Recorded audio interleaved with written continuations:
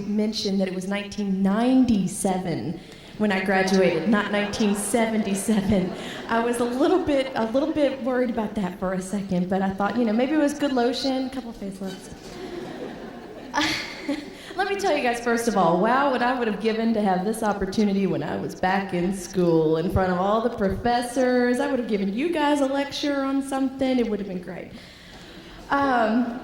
But seriously, this really is a great honor for me to be asked to come and talk to you guys today. When I first got down here, I was looking all over for somewhere to park, and I was late, and I was running up the hill, and I was like, this is what the Western experience means to me. So it was wonderful. It was like I was back in 1977. But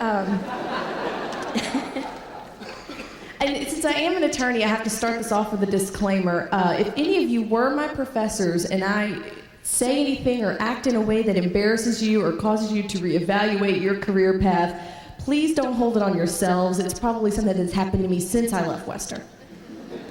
And in honor of my journalism professors, if any of you are out there, I would like to report that my remarks aren't written in the inverse pyramid news writing style.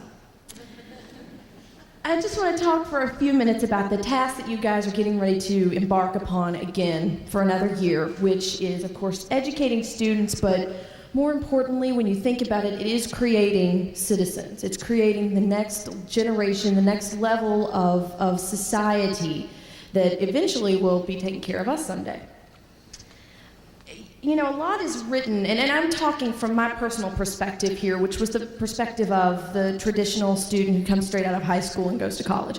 And a lot is talked about and a lot is written about the changes that students make in their lifetimes. And, middle school teachers will tell you that the most important and the most formative changes occur in the middle school years when you go from being a child to being a preteen. And high school teachers will assert that it's the time that you go from being a preteen to an actual teenager who can, be drafted by the military and hold a job. But in my experience, I felt as though the most formative changes and some of the most incredible changes occurred in the college atmosphere.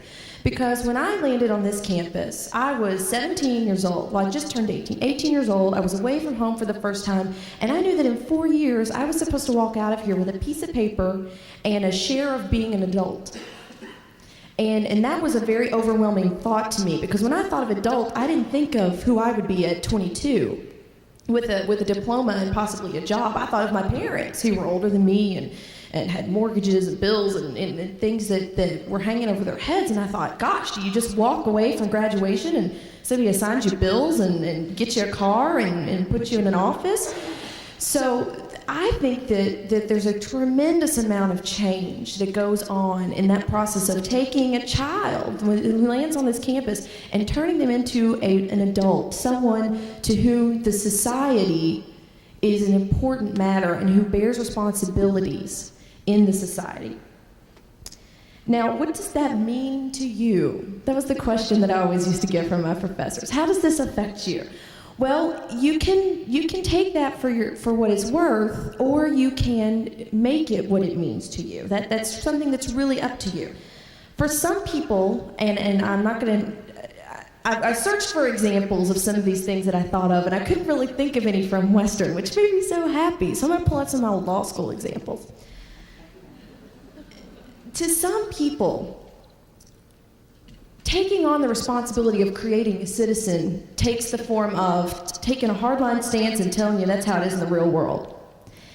And I had a professor when I was in law school who absolutely reamed me one day because I was going to miss class for my grandfather's funeral.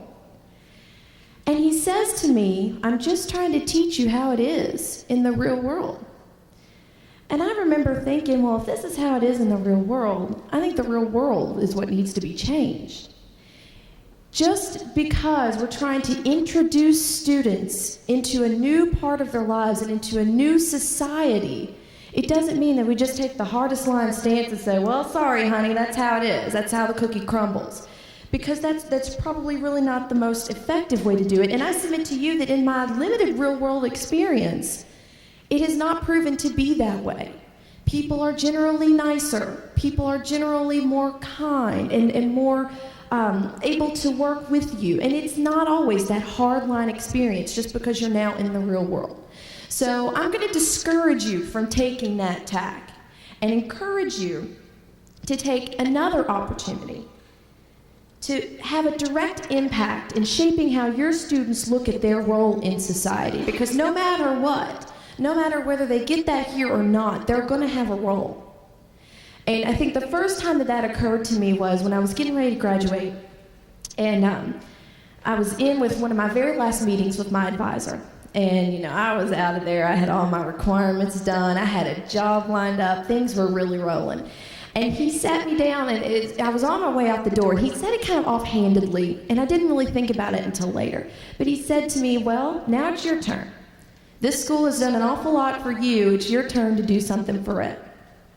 And I didn't really think about it at the time, but it started to kind of germinate in my mind a little bit. And when I was thinking about what I wanted to say to you today, I think that really applies to our society in general. When you're a child, the community raises you. The community gives you opportunities. It forgives you for your mistakes, and it prods you on to something better. And so when you get to a point where you have the ability to do that, you should have it in your mind that now it's your turn to do that for someone else.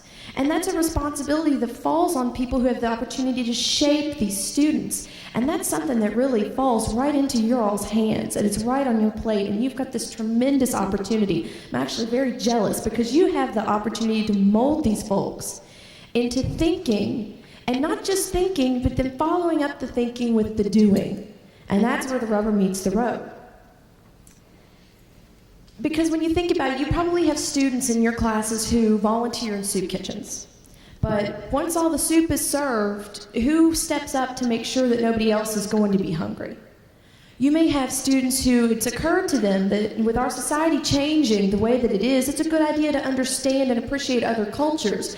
But once that realization hits, who's going to be the one who's actually bridging the gaps? If we pass up the opportunity to direct today's students, to give them the tools that they need, not just to graduate and get a diploma, but to become responsible members of our society, we're in a way abdicating a responsibility to ourselves. Because this is our society that we're creating. It's our community that we're trying to better. And if the folks who are coming after us don't have that spirit, it's going to come back and it's going to hurt us all. It's going to break apart what bonds that we have. And yes, while the real world can be a tough place, it doesn't have to be.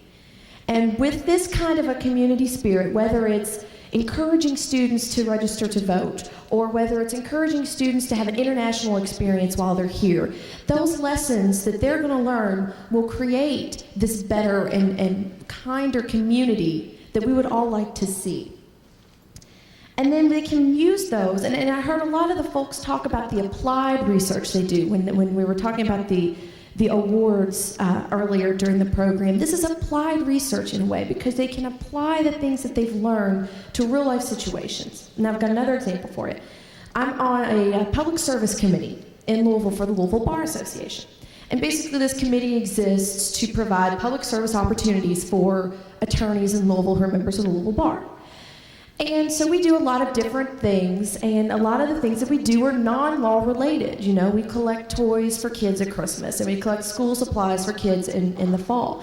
And some people approached me one day and said, why is it that we do these projects that are not law related? Shouldn't we be focusing on law related projects? And I just thought for a second, I said, because we're members of this community. It's not because we're lawyers or because we all went to law school or because we pay dues or because people make jokes about us.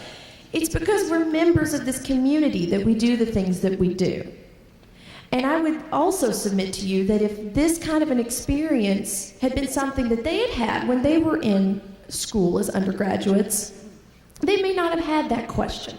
That issue might not have even come up because people may have just realized that's their role in society, is to take up for each other and to be productive in some way. In a perfect world, students would just get that. They would just come into your classes knowing that. But I don't think that this is a perfect world. And so they really need your guidance. And this is where this is where I'm starting to drill down to the point in that inverse pyramid. They need your guidance on how to make those kinds of changes and how to become the kinds of people that we would look to as responsible leaders in our society in the future. They need somebody to explain to them that being a responsible citizen in today's world doesn't mean you pick up your diploma and you stay out of everybody else's way. Because, there's a pervasive I got mine philosophy that's out there in our world today. And as long as you've got yours, that's great, but what about everybody else? Because if everybody else doesn't have theirs, eventually yours isn't going to look so great. It's a tall order, but the way I suggest starting, and I can't say that I know how to make this happen, okay? I'm with Dr. Birch. You guys figure it out.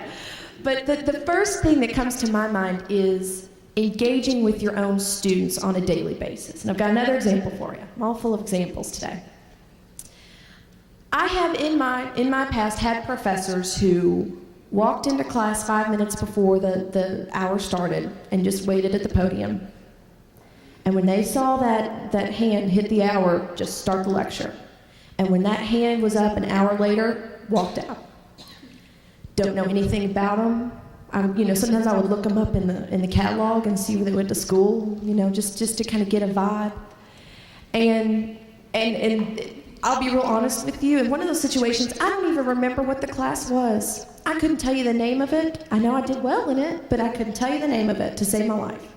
Now, I also had other professors who were very concerned about debating, engaging us in classes, getting to know what our interests were. I had one professor my last year when I was here, and I did kind of have a built-in engagement because I was student body president.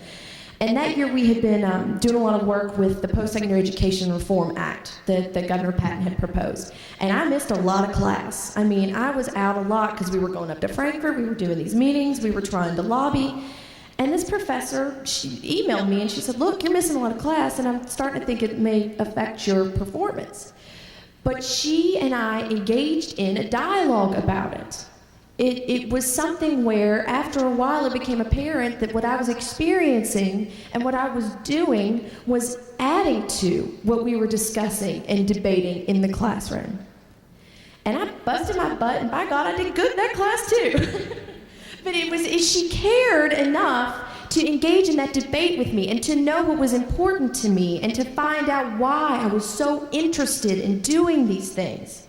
And it made a difference. It made all the difference in the world.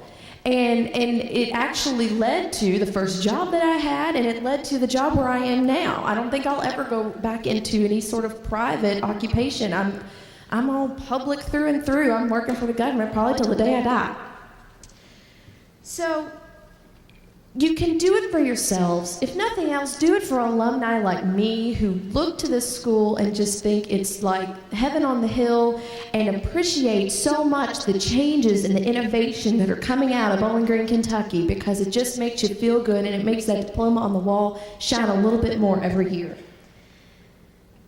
But think about doing it for the students, because they're the ones who need the guidance and who need the role model to say, it's not all just I got mine. It's being a part of our community. And I hate to do this. I don't usually do a lot of ending quotes, but I've got two today that I think are really apropos. The first one is one that my mayor always says. And we just merged our governments in Louisville, and this was kind of his mantra the whole time. If you do what you've always done, you get what you always got. So if we're not willing to take that risk and to make that step and change the way we look at things, then we're just going to get what we always got. It's never going to get better. And why resign ourselves to that when we have the ability to do so much more? And the last one, I know that you guys probably hear the spirit that makes the master about once every 35 seconds. And as much as I love that one, I like more, if you look on the seal, right under the sun rays that are coming off of Cherry Hall, it says life, more life. And I've always been a bigger fan of that one. Don't tell Dr. Cherry. Because I think that is exactly indicative of what we're talking about here today. And I can't say that I can interpret it the way that he would, but the way I interpret it is, the more you put into life, the more you get out of life. And why not give these students the tools they need to put into life what they really want to get out of it? And it's going to be a win-win situation for everybody. So I want to thank you guys for sitting still and laughing in the appropriate parts, and I hope you have a wonderful, wonderful year, and I'll see you out there at homecoming.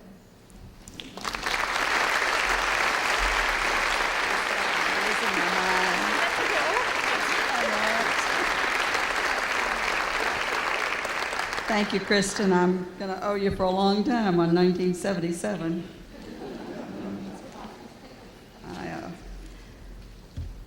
The second person you've already met today. It's Gordon Jones. And Gordon, as you will recall earlier, was introduced as this year's winner of the Student Advisement Award.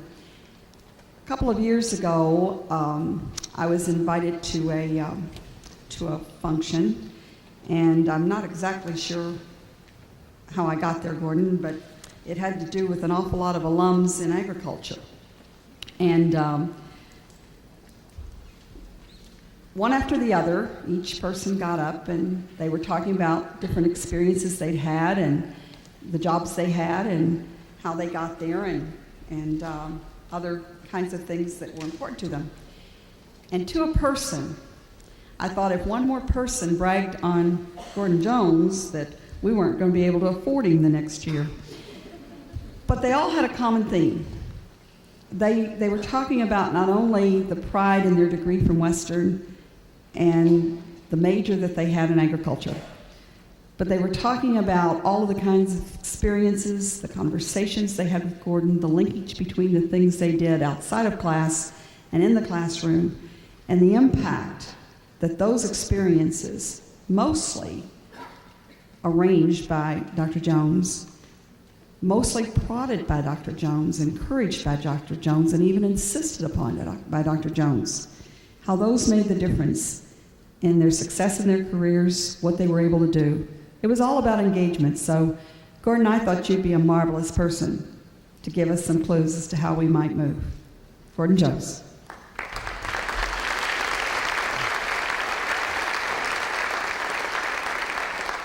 Thank you, Dr. Birch. It's indeed a pleasure to have the opportunity to talk about engaging students.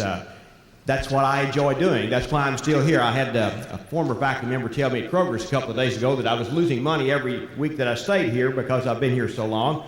But I do enjoy it very much, and the thing I enjoy the most is working with students and working with students outside the classroom as well as within the classroom. And when Dr. Hughes called me to talk about what we might say this morning, that's one of the things he said, engaging students inside and outside the classroom. And those are tied together, and I certainly want to emphasize that I think about it like that, and I think we all should think about it like that.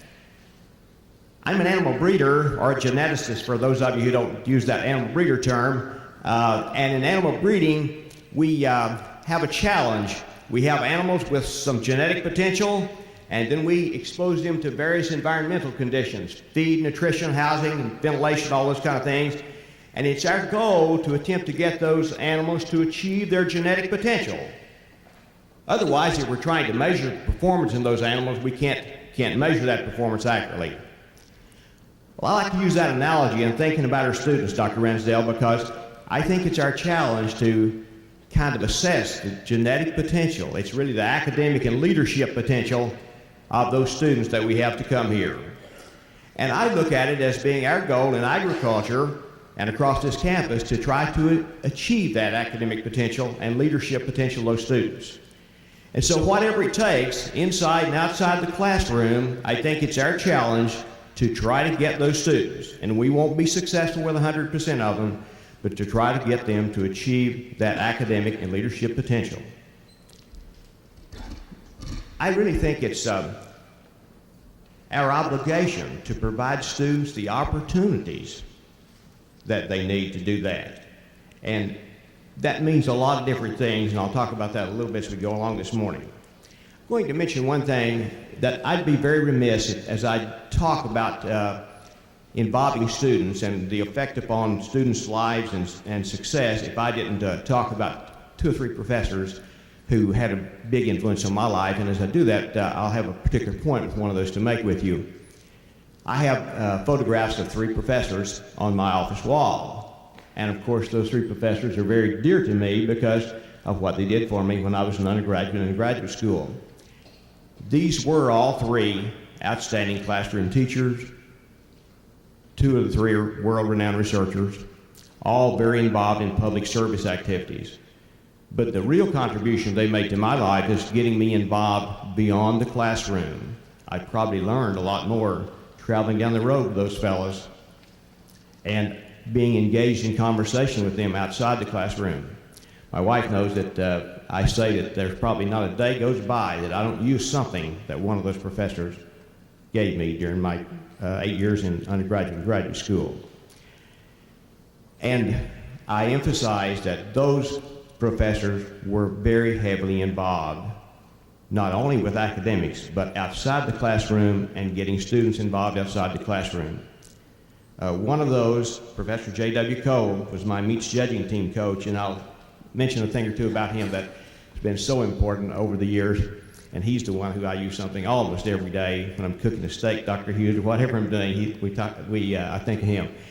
But Professor Cole, in the summer between my freshman and sophomore years at the university, he had been to Italy, been to Rome, and given a presentation at a World Animal Science meeting. And that fall, he came back and showed us slides of what he had seen there and done those kind of things. And at that time, I thought, if I could just do a little bit of that, if I could possibly travel a little one day, this would be so great. You know, I'd never thought about traveling outside the U.S. at that time. I'm from a very rural community, and I probably hadn't been to 2 or 3 states at that time, but just to hear him talk about that. So what I'm really telling you here is that involvement is simply contagious. It's really contagious. If we're involved, and our students know we're involved, they like to be involved with us. And they need to be involved with us. So the whole thing becomes contagious. And I'll tell you this, something happened yesterday, very interesting. I was out at the swine unit on the farm yesterday morning early. We had a new student starting to work there, and we were talking about what things we were doing and so forth to get this young man started. And there was a young lady who came running toward me. Hey, Dr. Jones, I got to talk to you. And she had been a little hesitant to talk to me about this. Our agriculture ambassadors are planning a fall retreat, and we don't quite have that done yesterday. Her father is also a Western graduate, was one of my advisees, and her father told her to go ahead and talk to me and to approach me and tell me that we need to get something done. So, you know, it's contagious enough that she's really involved in getting this done. And so I think that as we are very actively involved, as professors are, that the students will be as well. Now, I'd like to talk about why I came to Western Kentucky University. And I think this is very interesting. I've been very proud that I came to Western Kentucky University. But I came up to Western Kentucky University to Bowling Green to visit Dr. Elmer Gray. Dr. Gray had been an undergraduate teacher that I had at the University of Tennessee, and he was also on my graduate committee before he moved to Western. So I had a little break, and I was just contemplating taking a position at one of 3 different land-grant universities and never thought about coming to Western Kentucky. But I came to visit Dr. Gray, and I saw how enthusiastic he was about the work here at Western Kentucky. He told me all about the involvement that he had with students in research, in teaching outside the classroom, and all those kind of things. And then he took me down to introduce me to the department head, Dr. L.D. Brown, who our Ag Exposition Center has been named for. And they had a position that had just become open here at Western. And what Dr. Brown told me that morning, I think, applies to the things we have talked about here this morning very well. Dr. Brown said that it was his goal that we would get our students involved much more on a national basis. He wanted our students to become much more on a national basis. He wanted to clearly distinguish the students from Western Kentucky University's agriculture department from the other state universities in Kentucky. And to do that, he asked me, he wanted that to be me to know that that's what he wished for me to come here to do. And he painted a right enough picture, he and Dr. Elmer Gray and Billy Adams, about what we could do here at Western Kentucky University and the challenges of becoming involved on a national basis. And that's why I like so much what Dr. Ransdell and Dr. Birch keeps telling us and we're doing, is that moving to a competitive national level is because that's what Dr. Brown talked to me about 33 years ago to do that. Now, as I say that, I think we need to, one very, very important aspect of involving students, particularly outside the classroom, and that is that we maintain a balance. Dr. Brown says we want to get our students involved outside the classroom, but more importantly, we want to ensure that we have the best academic program in agriculture in the state of Kentucky. So we don't need to be confused. We need to keep a balance between those truly academic endeavors and those extracurricular activities that may or may not always be academic. And I'll refer to that again later on because I do think that is extremely important. We don't get all of ours as involved as we'd like. Do we get some of them more involved than we'd like? Probably do that too. So it's kind of a normal distribution about where they should be involved, and there's not an easy way to control that. But we all need to be cognizant of the fact that it's easy for students to get very, very involved and not stick to the academic thing. So it takes both those to be successful, I think.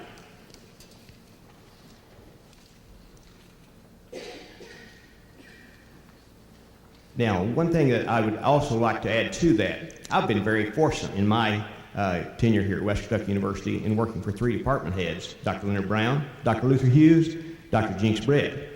And I say these fellows have been too good to me, Dr. Birch, because they very seldom turn down a request for some funds to do the kind of things that we're talking about doing this morning. And I really appreciate that. Now, my point here is that decisions. And, you know, we get those academic resumes and we study those very, very carefully. Great that we do that, but it's just as important, I believe, that we study the activities of those potential faculty members. I believe that if we wish for those faculty members to be involved in engaging students within and beyond the classroom in the manner we're talking about, it's almost imperative that those people have been involved in those kinds of activities. It's very difficult, as some of us might know, if we want to change a spouse, to be more like something that may be a little difficult to do. But if we married the one, that's what we want, Dr. Hughes, and she'll probably turn out maybe like we want. So that's a bit the way it should be, and our search committees and administration and department heads need to realize that, I think, as well, and I think you probably do. But I believe we probably should emphasize that just maybe a little more than we do. Now, I'm going to just simply tell you about some of the things we do in agriculture, and we do work hard at trying to get our students involved. We have an animal science club called the Block and Bridle Club, and we're one of more than 90 chapters in the U.S., and most of those chapters are at large land-grant universities. But the reason we have the chapter here is because we want to get our students involved in leadership roles and being involved beyond the classroom. It's somewhat academic because it relates to animal science, but we like to be involved outside the classroom as well. I'm going to tell you about a couple of students. And by the way, we have national awards each year for students in the Block and Bridle Club. And West Kentucky University happens to be the only chapter that's had a National Student Award winner, and we've had 2 of them. We've had a young lady who won the National Junior Scholarship Award, it's called. And this is a very interesting young lady. I'd like to tell you a little story about her because she's one who was really involved within and beyond the classroom. She was in the honors program here at Western, which is a bit of involvement beyond the classroom, but very academic in nature. This young lady is from Hardin County, Kentucky, and when she was an undergraduate here, she wasn't a very active member of the Block and Bridle Club. She was a very good academic student. She had almost 4-point average when she graduated here, but she also did an honors thesis here, and when she did that honors thesis, she later on applied for graduate school at Iowa State University. And based on her honors thesis here at Western, they told her she could skip her master's degree and go ahead toward the PhD. So she's right now finishing up her PhD in immunobiology at Iowa State University. And I would say that a lot of the things that she did beyond the classroom certainly contributed to her being able to pursue the graduate degree in just such a short period of time at Iowa State University. She was involved in a class project that I think is very important for us to think about doing, and many of us do these things, I know. With my swine production class each year, we attempt to conduct some sort of research project to get the students just involved in doing research, learning how to do the research project and those kind of things. And I generally let them do the project all by themselves. And this young lady and another fellow who's also finishing his PhD at Iowa State University, we were lucky in this class, had 2 PhDs and 3 veterinarians that are now DVMs. But they conducted this swine project on their own at the university farm. Now, we had discussed how to do the project. They had about 150 pigs. They went out and allotted the projects, weighed the pigs, identified them. Then they did the statistical analysis. We had laboratory analysis going along with this. And what I want to add here is that Dr. Cheryl Davis in the biology department was also involved in this project with us, working directly with Amanda Raymer. Now, it's easy for us to say that this all involves a faculty member, but there's so much more to this than just a faculty member. It's the faculty member, the department, and across our college and even across the university, because the kind of support that Amanda got from someone in another department is key to allowing this kind of thing to occur. Another student from this university, a fellow who grew up in Logan County, a fellow named Charles Farber. And as an undergraduate, Charles was a pre-vet student, but became enthralled with research and decided he'd like to go to graduate school. Charles was a very active member of our Block and Bridle Club. He was on our livestock judging team. He probably traveled about 10,000 miles while he was in school here, visiting farms and going to contests across the U.S., missing several classes and that kind of thing, but very important times when he was missing class. And Charles won the award as the outstanding animal science student in the entire U.S. After finishing at Western, he went to Michigan State University, and he completed his master's degree in molecular biology there in the animal science department. And there's a faculty member at Michigan State. It's not because of his academics. He's a great student academically, but it's because of the experiences that he's had outside the classroom. So I think that does become recognized. Another same young man is presently finishing his PhD in molecular genetics at the University of California at Davis. 3 weeks ago, I got an email from him. He was at a mouse meeting in London. So the exposure that these young people get in and outside the classroom can certainly lead to success in graduate school, and we hope to very successful careers. Now, I want to summarize here. I could speak to you all day and talk with you and discuss with you about how we get students involved and the importance of getting students involved. And I assure you that it is very, very important in getting to know the students and getting to know about their potential and to discuss with them and helping them to decide what routes they should be taking. Sometimes students are a little reluctant to come to me and tell me they have decided they don't want to be a veterinarian. That's the best thing they can do if they don't want to be a veterinarian. They need to come and talk to me. We all need to be receptive to students changing their minds and helping them to develop the right career path and being involved in the right things on campus. So, to summarize, I'd simply like to say that I believe this involvement is very contagious.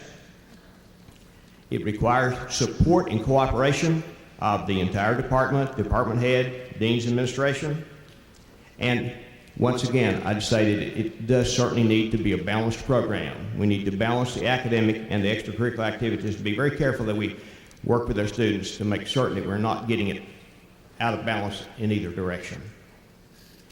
And once again, I would just simply say that I believe it's our obligation that we give students the opportunity to allow them to express their academic, leadership, public service potential while they're here at Western Kentucky University.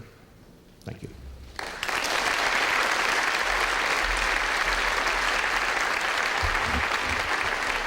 Thank you, Dr. Jones. Appreciate it. Our last speaker is Dean David Lee. David, where are you? Come on up here.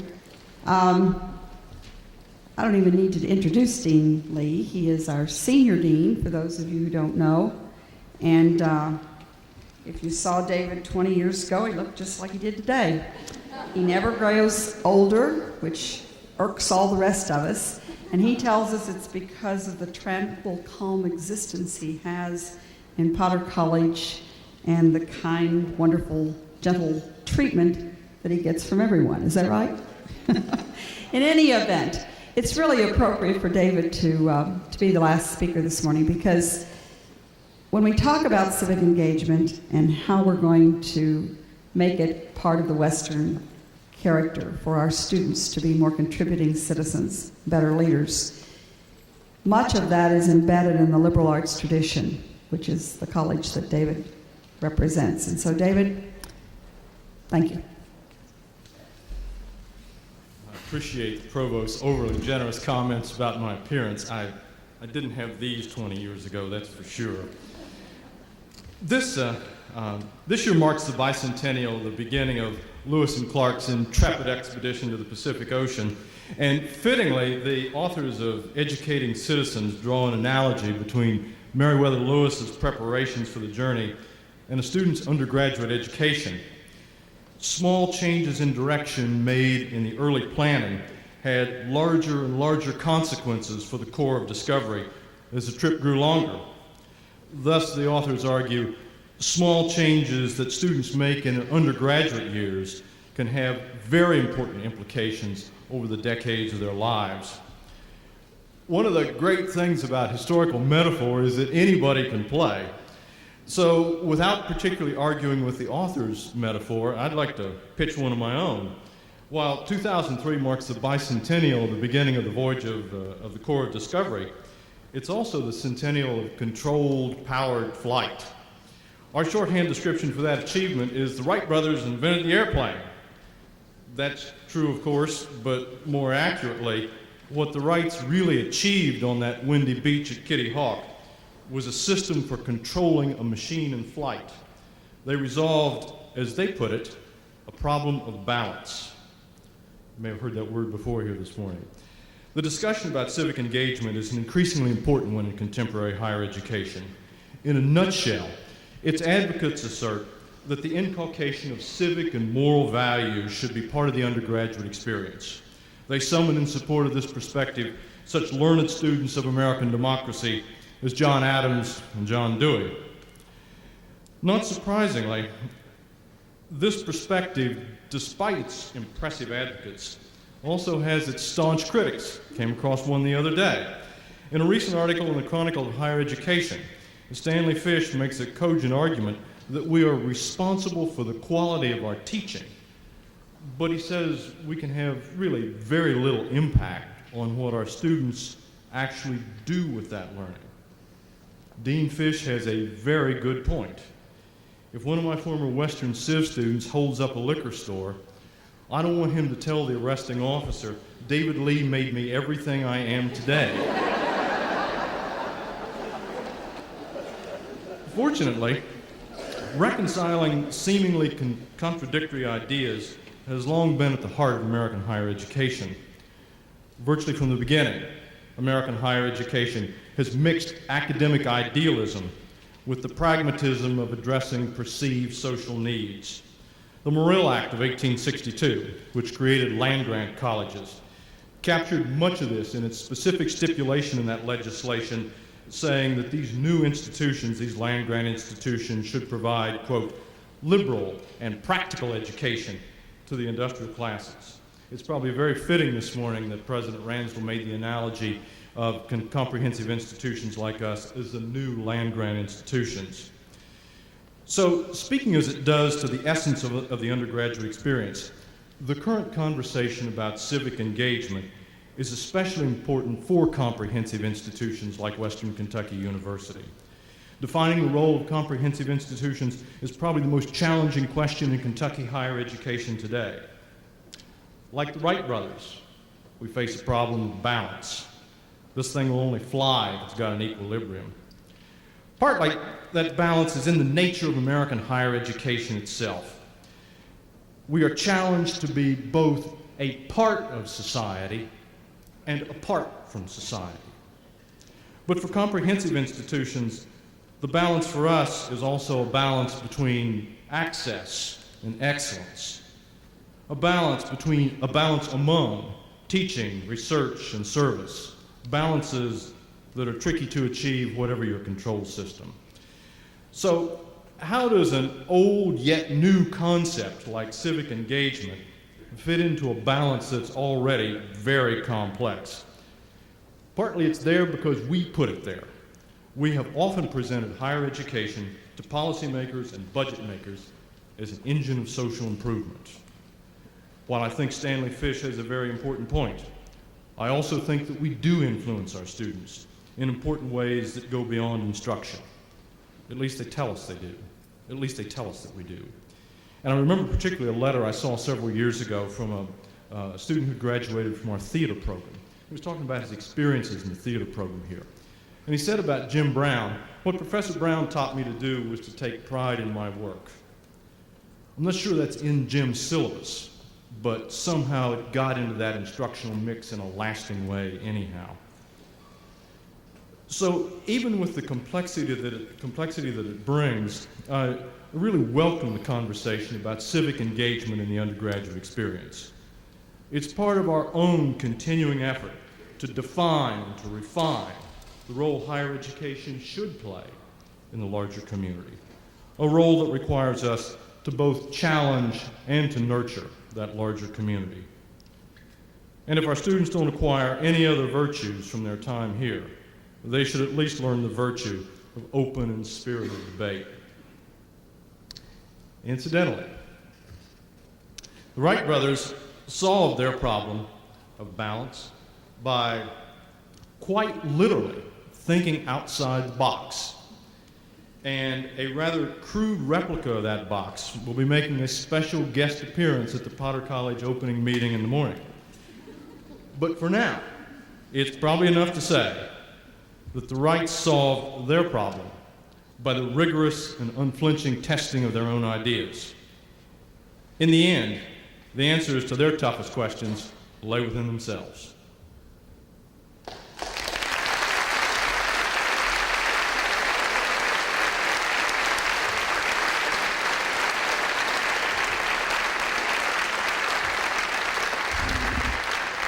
Thank you, David. I think indeed you have captured the challenge before us, and it's interesting as you remind us that the very nature of a university is where spirited debate is at home, and that the answers do lie in ourselves. As I listened to each of our speakers, and we're going to conclude in just a moment, but it occurred to me that we've bantered the word engagement around a lot in the last couple of years. And one of the ways that we've used engagement a good bit is when we realize that through our research documentation that students that somehow are more linked to campus, that have a connection, a sense of belonging, that don't feel quite as alone and disconnected, are more likely to stay around and be retained and be successful. So on the one hand, we've been using engagement of students as a sense of connectedness. On the other hand, we're talking about engagement of students as a way of bridging between what happens in the classroom and all of the other experiences that are part of their lives, where they are making decisions and they are learning things both in and out of class that are going to have mutual impact. And how do we take advantage of those experiences to give a value added to the education they get at Western? And then somewhere in the middle of all of this, we're talking about the Civic Engagement Project. And that is adding to our already many, many tasks and goals, a commitment that somehow we want to know, I don't care whether you're an art major or a math major or an education major or a management major or whatever major you are, that somehow part of what you get at Western are those opportunities, those ideas, those experiences in which you get to think through things and talk about them and do things that somehow are going to more likely make you a contributing citizen, someone who adds to quality of life for your community, someone who has not only a Western degree, but who demonstrates potential for leadership. That's going to play out in different ways. It's going to play out according to different philosophies. And I think that it's not the dichotomy of in-class, out-of-class. I think the challenge that we have is how to build a bridge and make connections between experiences that students have. Students in our residential living halls make decisions every day that have to do with their attitudes, their dispositions, their commitments, good choices. That has a connection to what happens in classrooms. And so we're talking about connections at the same time that we're talking about balance. I'm absolutely confident that there are going to be some wonderful, wonderful kinds of outcomes that come from your discussions. We're lucky to have with us today, and I was going to take a little more time, but but I'm going to do this very briefly because I know that I have kept you sitting longer than capacity and good research says you're still listening. But the book that you're going to get as you leave, and we have copies for all full-time faculty and all optional retired faculty. We will also have copies for many of you who are in staff positions where you're going to participate in that discussion, but we're distributing those through whomever your direct report is, because it was a little bit easier to do it that way. But I do want to at least briefly introduce you. John, would you take just 30 seconds? That's all you can have. All right. And introduce us to Jason Stevens, who is one of the authors of this book. And I made sure it's 30 seconds. It's on one sheet. In July 2003, the American Association of State Colleges and Universities, the New York Times, and the Carnegie Foundation for the Advancement of Teaching announced the launch of something called the American Democracy Project for over 146 colleges and universities and 1.3 million students. This 3-year project will address the issues of civic engagement and also with their emphasis on moral and civic responsibility. The project adopted as the guiding text this particular book, Educating Citizens, Preparing American Undergraduates for Lives of Moral and Civic Responsibility.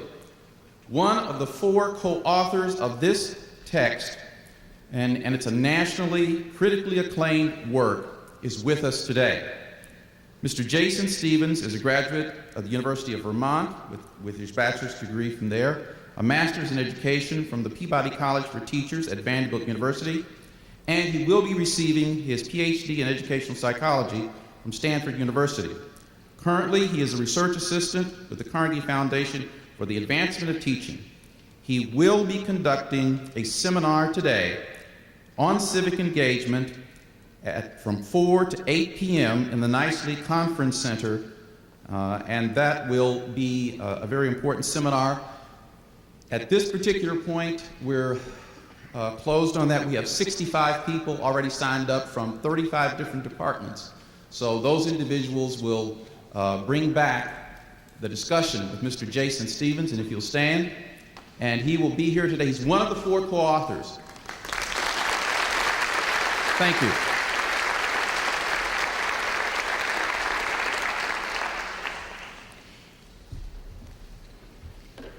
As you leave today, let's see, I think some of the folks back there are going to pass you this yellow card.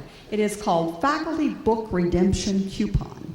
We debated many ways to distribute these books, and this is the way we think we can figure out who has them and who doesn't and who still needs them. So as those cards are being passed out or have already been passed out, go ahead and pass them out now because we're about to adjourn. I have been instructed that if you are full-time or optional, when they come to your row, raise your hand so you know you get one. Bottom line, if you're not full-time or optional, get it from your department head, okay? And we will have those, and you can pick them up as you go out any of the doors. I want to close the convocation today by, first of all, thanking you for your incredible patience and long sit time. And secondly, truly inviting you to be part of the conversation that we're going to have. This is the first time we've ever tried all of our faculty on a common reading. The book is not something that we have to adopt every idea in it. It's something just to stimulate the conversation, give us thoughts about the concept and what others are doing, and help us look for ways that it fits the character and the commitments and the needs at Western Kentucky University. This is our concept of civic engagement. It will be our Western experience, and you're going to be the ones creating it. I want to close out by sharing with you something from the archives as we approach our 100th anniversary. It seemed appropriate.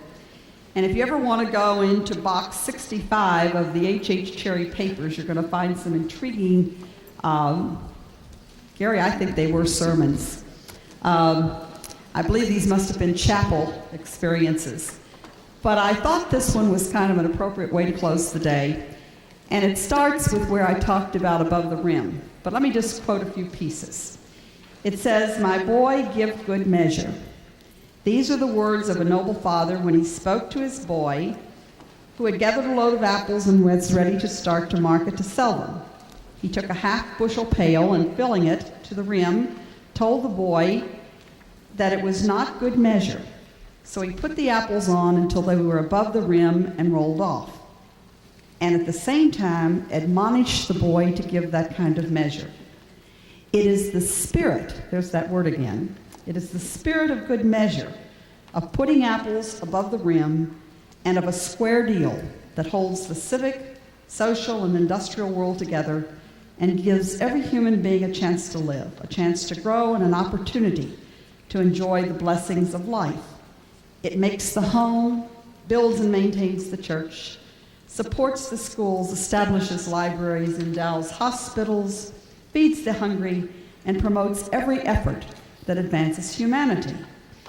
And then Dr. Cherry went on to say it gave us America and Columbus, the Mayflower, the Pilgrims, Valley Forge in Washington, Declaration of Independence in Jefferson, and the National Constitution and our forefathers. It prompted Paul Revere, he says, to make his midnight ride.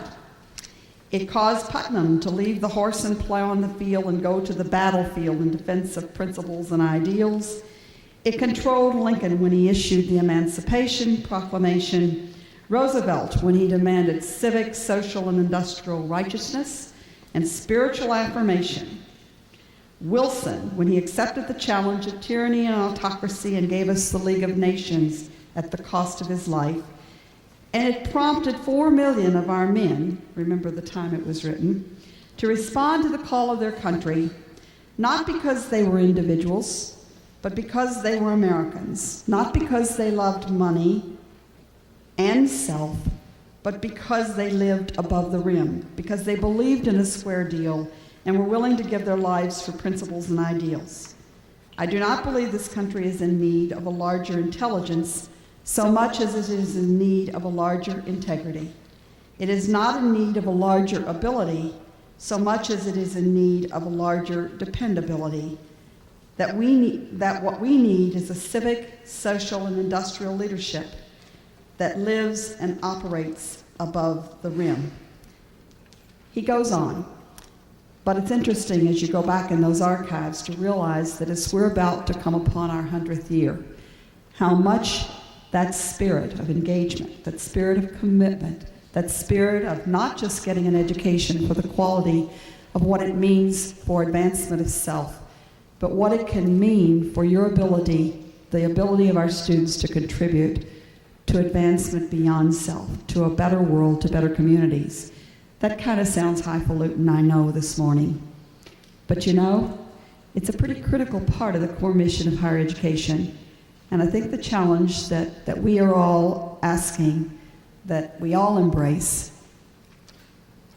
has to do with what are the best ways that we incorporate this at Western so that we know, so that we are institutionally intentional about knowing that our students leave, yes, with the best academic majors in the world, but more than that they live as individuals, leave as individuals, well-educated, with dispositions, experiences that cause them to want to be contributing members to our democracy, to our community, and leadership in ways that make this a better world to live in. That is one of the highest parts of our mission. I welcome you for the year's conversation. There are going to be lots of resources out there, lots of opportunities for us to cross disciplines and talk with one another. But most of all, look at it as to how it fits your field, your discipline, and how somehow you're going to be able to stand tall knowing that you have given your students that opportunity to be contributing citizens of this world that we live in. Thank you very much. I hope you have a wonderful semester. Have a great day.